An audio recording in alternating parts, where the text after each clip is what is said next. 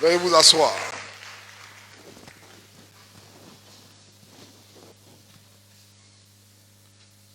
La parole de Dieu dit, dans Jean, le chapitre 3, le verset 17. Dieu, en effet, n'a pas envoyé son Fils dans le monde pour qu'il juge le monde, mais pour que le monde soit sauvé.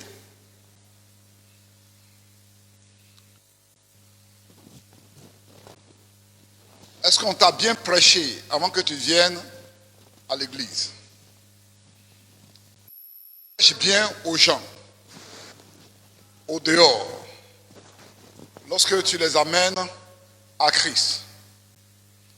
Quand tu vois les gens à qui tu as prêché une fois, deux fois, que les gens n'ont pas encore pris la décision, est-ce que tu les menaces par l'enfer? Si vous ne donnez pas votre cœur à Dieu, vous allez partir à l'enfer. Si vous ne voulez pas venir à l'église, vos affaires ne vont pas réussir. Non. Dieu n'a pas envoyé son Fils Jésus pour faire ça. Jésus ne t'a pas prêché l'évangile de cette manière. L'évangile, c'est la bonne nouvelle. L'évangile, ce ne sont pas les paroles de menace. Soyez en paix, là où vous êtes. Soyez en paix. Il n'y a pas de menace envers vous. Vous avez entendu ce que je viens de lire. Que Dieu n'a pas envoyé son Fils pour juger le monde. Il a envoyé son Fils afin que le monde soit sauvé. Saisir la parole. Dieu n'est pas en train de faire mourir quelqu'un. Non.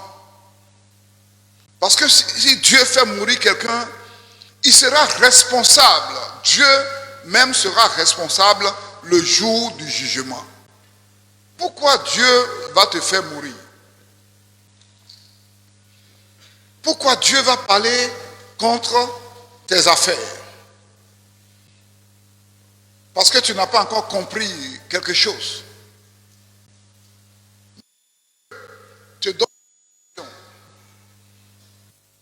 Il te donne l'occasion d'expérimenter sa gloire, sa présence, son autorité. Et vous allez voir, tout au long du message, vous allez voir que vous aussi, vous êtes capable d'obtenir de Dieu ce que vous cherchez par la foi. Tu vas voir à travers ce message que tu es capable d'obtenir de Dieu ce que tu cherches avec lui. Si je vous cite des noms dans la Bible, des gens qui ont obtenu des bénédictions, si nous voulons voir réellement, est-ce que Rahab, la prostituée, peut avoir quelque chose de la part de Dieu? Mais Dieu a permis qu'elle vive. Quand elle faisait sa prostitution, Dieu l'a vue. Dieu l'a vue.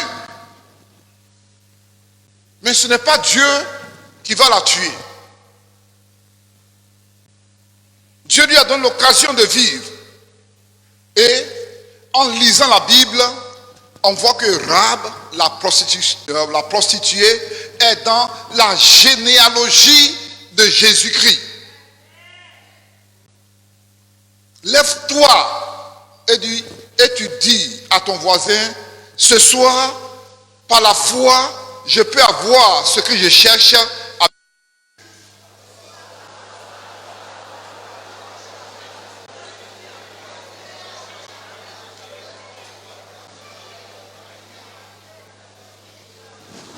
Tu peux avoir par la foi ce que tu cherches avec Dieu. Je vais vous citer des noms. Quand on prend la Bible, surtout le Nouveau Testament, l'apôtre Paul, qu'est-ce qu'il a fait avant de devenir chrétien? Il a tué même les chrétiens. Il les faisait persécuter. Il les envoyait liés pour qu'on puisse les frapper, leur faire du mal. Si Dieu avait envoyé son Fils dans le monde pour juger les gens, l'apôtre Paul ne serait pas sauvé.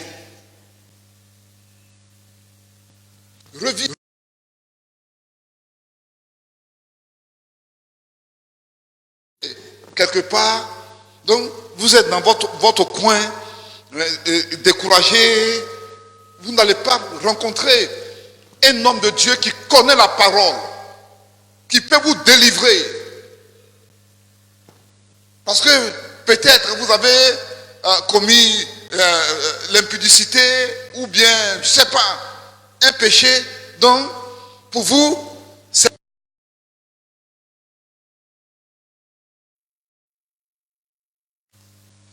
ce n'est pas fini.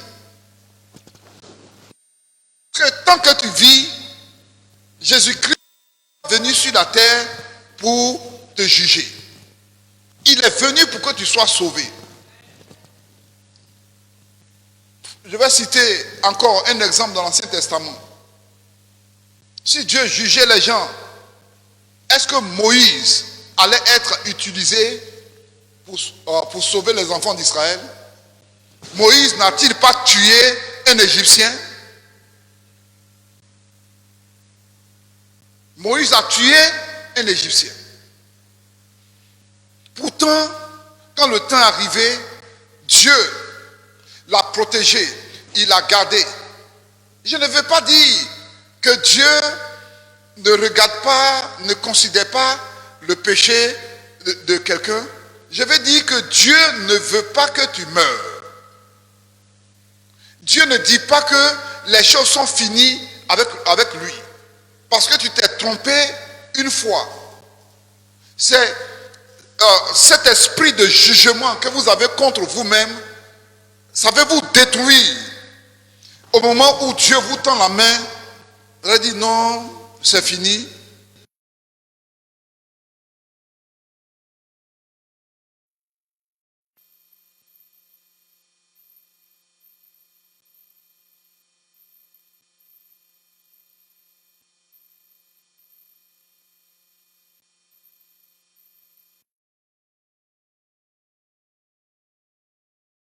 Il était à l'école, il était notre professeur. Mais tous ceux qui parlent anglais, parce que c'est une école bilingue, tous ceux qui parlent anglais et français, quand ce professeur-là va prêcher en français, tous les gens fuient, ils ne veulent pas le traduire. Ils ne veulent pas le traduire. Peut-être qu'on est deux seulement à l'école à le traduire. Il y a un Camerounais qui aussi est très avancé en français et en anglais. Il n'y a pas un mot que celui-là dit qu'il ne connaît pas. C'est pour les grands lecteurs, ceux qui lisent le dictionnaire à côté et qui vérifient tous les mots qu'ils rencontrent. Mais un jour, je ne sais pas ce qui s'est passé. Ce pasteur est venu à la pastorat et dit qu'il ne veut plus être pasteur. Parce qu'il a commis l'adultère avec une femme. Les autres pasteurs disent non, non, non, non, non. On a envoyé la femme. Les autres pasteurs même, peut-être, ont tout fait pour rencontrer la femme pour dire, il faut dire non. Il n'a pas commis l'adultère avec toi. La femme est venue, elle dit non, que le pasteur là n'a pas commis l'adultère avec moi. Le pasteur dit, j'ai commis l'adultère avec toi, donc je ne veux plus être pasteur. Un jugement contre lui-même. Et le doctorat en théologie que tu as, qu'est-ce que ça t'a enseigné? Que le Fils de Dieu est venu pour juger les gens sur un péché, ou bien il est venu pour sauver les gens? C'est la question qu'on se pose. Et la parole de Dieu dit, dans Jean, qu'on vient de lire, celui qui voit le Fils de Dieu et qui croit en lui, il est sauvé. Il est délivré. C'est le message que j'ai pour vous ce soir. Soyez libérés de la condamnation que vous portez contre vous-même. Soyez libérés des paroles qu'on a prononcées contre vous. Ma prédication ce soir n'encourage pas quelqu'un à pécher. Au contraire, ça vous encourage à quitter le péché. Comme tu as péché et que tu veux te condamner, tu veux te soustraire de la communion avec le Christ, moi je dis, viens auprès du Christ, il n'est pas venu pour te juger. Il est venu pour te délivrer. Et vous allez voir comment Bartimée l'a rencontré. Parce qu'il a dit que celui qui rencontre, celui qui voit le Fils de Dieu et qui croit en lui, il est sauvé. Parce qu'il n'est pas venu pour juger. Il n'est pas venu pour entrer dans la considération. Qui a péché et puis Bartimée est aveugle, c'est son père, c'est sa mère, c'est lui. Et il est venu pour remettre les gens à nouveau avec Dieu. Je veux que tu partes avec ce message dans ta tête. Et à la fin de ce message, ça va faire que toi-même, tu n'auras pas envie de pécher. Et tu vas aider ceux qui sont encore en train de pécher. Je vous ai parlé de qui? De Rahab. Je vous ai parlé de qui? De Moïse. Je vous ai parlé de qui?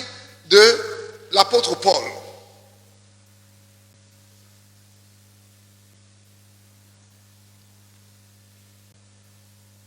Tu as encore le doute dans ton cœur. Tu as encore le doute dans ton cœur. Tu ne t'approches pas de Jésus. L'Écriture dit que si tu le vois, si tu le rencontres, si tu entends parler de lui, vous allez me dire, aujourd'hui, comme le Christ n'est pas là, vous allez dire, mais pasteur, comment on fait pour le voir? Parce qu'il n'est pas là. Mais Bartimée, est-ce qu'il a vu le Christ? Est-ce que Bartimée a vu le Christ? La Bible dit que Bartimée était aveugle. Mais il a entendu parler du Christ. Il y a un mouvement qui parlait, qui passait, et dans ce mouvement, les gens étaient en train de parler. Il y en a qui disent, mais c'est le fils de David qui est venu. Oh,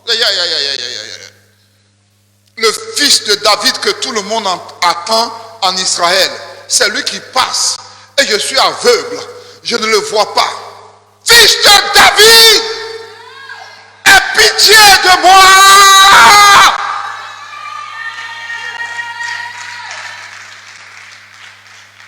Des gens sont derrière lui. Il le répète, toi aveugle comme ça, qui te connaît, qui s'occupe de toi? Dieu a envoyé son fils, le fils de David, en train de parler, de passer, et tu es en train de crier pour le déranger. Fils de David, aie pitié de moi.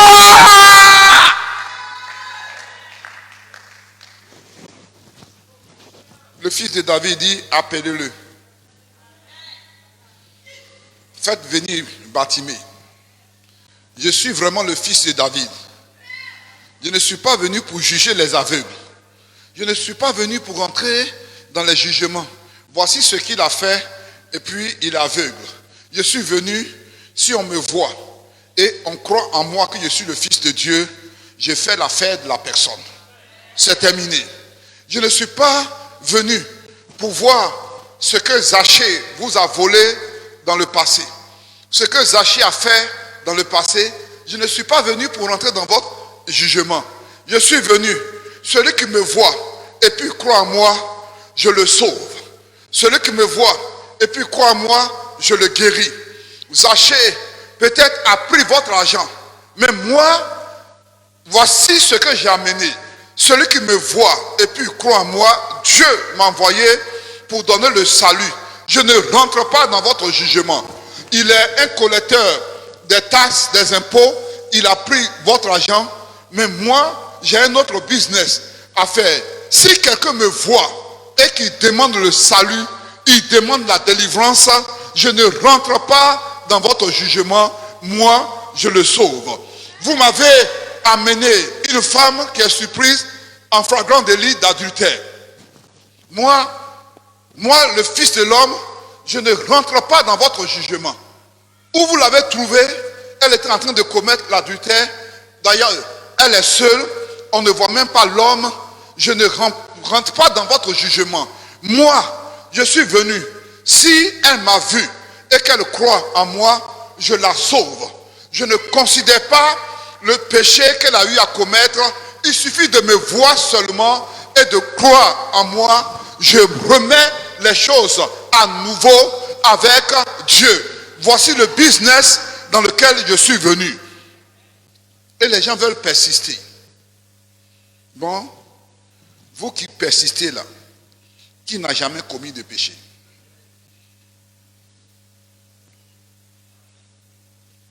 Et il ne les regardait pas. Il faisait comme s'il écrivait à terre. Il a accroupi, il écrivait à terre. Il ne les voyait pas. Et tous, ils sont partis. Ils ont fui. Parce qu'ils savent qu'ils ont péché.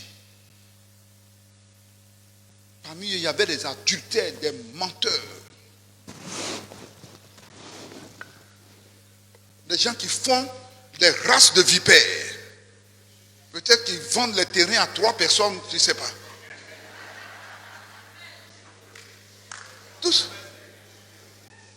Tous ces gens sont cachés parmi ceux qui ont saisi la femme. Elle a été surprise en flagrant délit d'adultère. On dit que celui qui n'a jamais péché là, qui lance une pierre contre elle. Est-ce que vous comprenez le message? Elle dit, les gens disent que tu es mauvais. Les gens disent que tu n'es pas bon. Dans le quartier, les gens ont dit que tu voles les maris des gens. Les gens essaient de te maudire. Mais tu vas à une évangélisation. Comme ce soir, tu es venu à la prière. Si tu n'es pas converti, si tu ne connais pas le Christ, quelqu'un t'a envoyé, je te dis que si tu crois dans le Christ, toutes les malédictions qu'on a lancées contre toi, c'est zéro.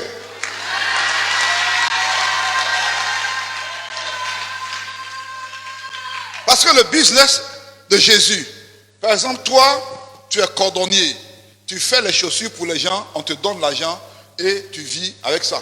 Toi, tu fais attirer poisson. Quand les gens payent, tu prends ton argent pour aller faire. Toi, tu fais la couture. Toi, tu travailles où? À la Sceau de Scie. Tu ouvres, tu fermes les robinets des gens quand ils n'ont pas payé. Et c'est maintenant que la Sceau de Scie te paye. Tu travailles où? À la CIE. Quand les gens n'ont pas payé leurs factures, tu fais quoi? Tu coupes leur courant. Et la CIE te paye et tu manges. Mais Jésus, lui, il est venu. Son business, lui, il passe. Quand il passe, et que tu le vois, et puis tu crois en lui, lui, il te sauve. Lui, il te délivre. Alors, je vous ai dit que Zachée a cru en lui. Il a été sauvé. La femme qui avait le dos courbé, elle a cru en Jésus. Parce que Jésus dit que cette femme, elle est quoi? Elle est une descendante, une fille d'Abraham. Parce qu'elle croit. Je vous ai expliqué le matin. Parce qu'elle croit, elle a vu le Fils de Dieu. On ne sait pas qui l'a courbé. Quelle maladie qui l'a courbé, c'est une malédiction. Jésus ne rentre pas dedans. Comme elle croit, Jésus dit, redresse-toi. Celui qui est couché au bord de la piscine pendant des années, quand Jésus l'a rencontré, qui l'a envoyé, comment il a été malade, et tant de choses. Il dit, je suis là, je suis un malade de 38 ans. Quand les gens rentrent dans l'eau, moi je n'ai pas la force, je n'ai personne pour rentrer. Jésus lui demande, est-ce que tu veux être guéri? Jésus n'est pas venu pour juger ceux qui ne le remettent pas dans l'eau, ce n'est pas son business. Malade de 38 ans, tu m'as vu, est-ce que tu veux être guéri? Dis oui, je veux être guéri. Il dit oui, il veut être guéri. Lève-toi, prends ta natte et il faut partir à la maison. C'est terminé. Ce soir, Ce soir, voilà pourquoi le message est venu ce soir. Ne fais pas de jugement. Ne dis pas que la maladie est là il y a 40 ans. Ne dis pas que je suis marié il y a 25 ans, je n'ai pas d'enfant. Il n'est pas venu pour faire ces jugements. C'est-à-dire, il faut croire ce soir, à travers le message qui passe, comme Bartimée, le bruit des gens qui étaient autour de lui et qui parlaient du fils de David. Il ne l'a pas vu, mais c'est ce message. Tu n'as pas été à l'école biblique, tu ne connais rien même de la Bible. Mais déjà ce soir, tu entends que Jésus n'est pas venu pour faire des jugements. Combien de temps tu as été malade, il n'a pas le temps pour ça. Est-ce que tu crois dans le Fils de Dieu? Est-ce que tu crois? Est-ce que tu crois dans le Fils de Dieu? Est-ce que tu crois que le Fils de Dieu peut te guérir? Est-ce que tu crois que le Fils de Dieu peut te transformer? C'est tout. Si tu crois, c'est tout. C'est le moment dans lequel nous rentrons dans la prière. Et pendant ce temps de prière, il y a des appels qui vont être faits. Il faut te lever avec ta foi. Il faut te lever avec ta foi. Et tu viens. Non, c'est ma maman qui m'a attaqué en sorcellerie. Voilà pourquoi je ne... Il faut laisser tout ça. Oui. Quand maman ne faisait pas enfant, elle est partie chez une féticheuse. Non, elle m'a eu, le féticheur lui a dit que moi je ne vais pas faire d'enfant. Laisse ta maman. Je te dis, est-ce que tu as rencontré le Christ? Est-ce que tu as rencontré le Christ? Est-ce que tu as rencontré le Christ? Si tu l'as rencontré, il y a une guérison qui t'attend. Il y a une délivrance qui t'attend. Il y a une opération qui t'attend de la part de Christ. Il y a une élévation qui t'attend. Parce qu'il n'est pas venu pour rentrer dans les jugements. Il est venu pour voir ta foi.